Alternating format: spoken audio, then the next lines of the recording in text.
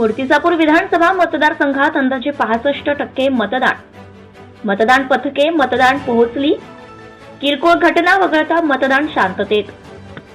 महाराष्ट्र विधानसभा सार्वत्रिक निवडणुकीसाठी 20 नोव्हेंबर 2024 रोजी मतदान घेण्यात आले. अंदाजे 65% मतदान झाले. मूर्तिजापूर विधानसभा मतदारसंघाकरिता एकूण 390 मतदान केंद्रांवर एकूण 1736 मतदान अधिकारी व कर्मचारी नियुक्त करण्यात आले होते. मूर्तिजापूर मतदारसंघात मूर्तिजापूर येथील पंचायत समिती कार्यालयातील मतदान केंद्रावर महिलांद्वारा संचालित सखी मतदान केंद्र तयार करण्यात आले आहे. श्री गाडगे महाराज विद्यालयात दिव्यांग कर्मचारी यांच्याद्वारा संचालित दिव्यांग मतदार केंद्र तसेच युवा मतदार केंद्र स्थापित करण्यात आले आहे. पंचायत समिती बार्शी टाकळी कार्यालयात असलेल्या मतदान केंद्रात आदर्श मतदान केंद्र स्थापित करण्यात आले आहे. यासाठी सामाजिक वनीकरण विभागाने सहकार्य केले आहे. याकरिता एकूण 22 मतदान केंद्र मायक्रो ऑब्झर्व्हर यांची नियुक्ती करण्यात आली.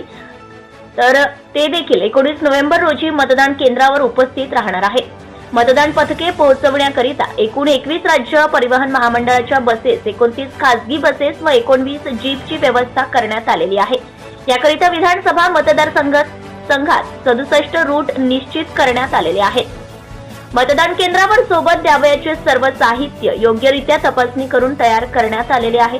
तालुक्यातील अनेक मतदान केंद्रावर सकाळी संथ गतीने मतदान सुरू झाले. संध्याकाळी थोडी गर्दी दिसून आली. सर्वात कमी व सर्वात जास्त मतदान या केंद्रावर झाले आहे, असे संदीप कुमार अपर निवडणूक निर्णय अधिकारी यांनी सांगितले.